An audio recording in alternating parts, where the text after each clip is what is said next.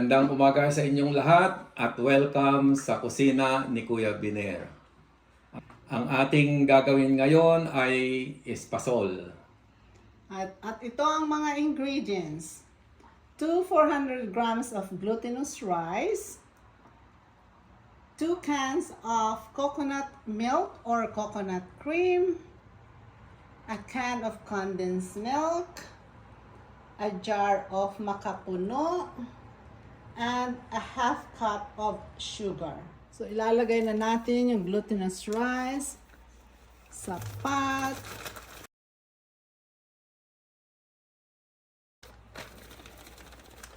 Turn the stove into medium at hahalo-haluin lang hanggang maging brown.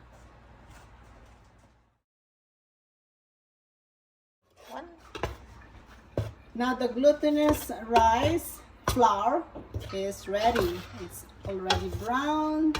So pwede na natin i-mix yung mga ingredients.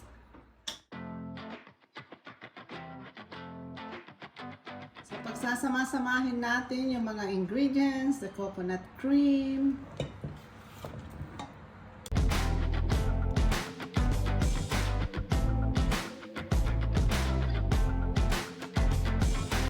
masyadong malapot, dadagdagan natin ng kaunting tubig.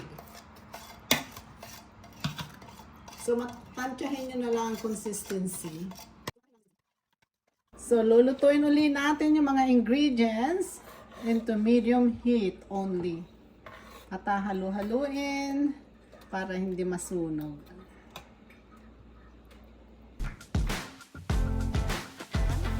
Kumukulo na, pahinain natin ang apoy sa low.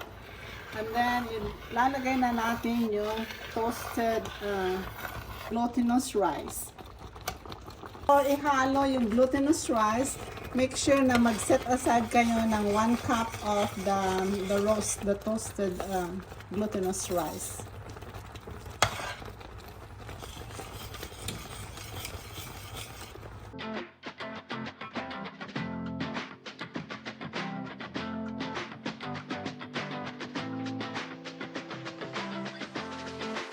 Bago natin ilagay yung naluto na nating ingredients na espasol, make sure to spray the pan with cooking oil spray para hindi dumikit. Next, we will put the cooked ingredients in the pan.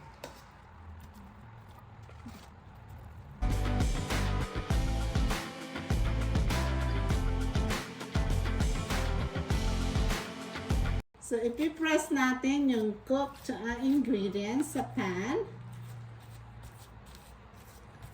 And then try to cool it off for a few minutes.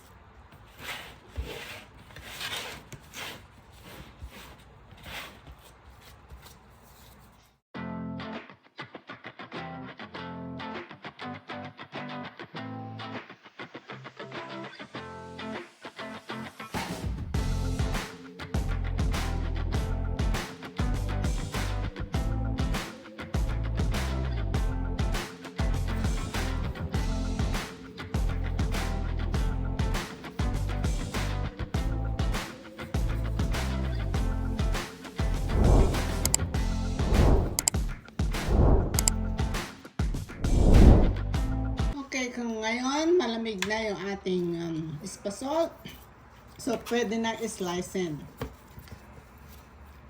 At pagkatapos ma-slice, roll it to the dry roasted glutinous rice para hindi magdikit-dikit at panlasa din yon.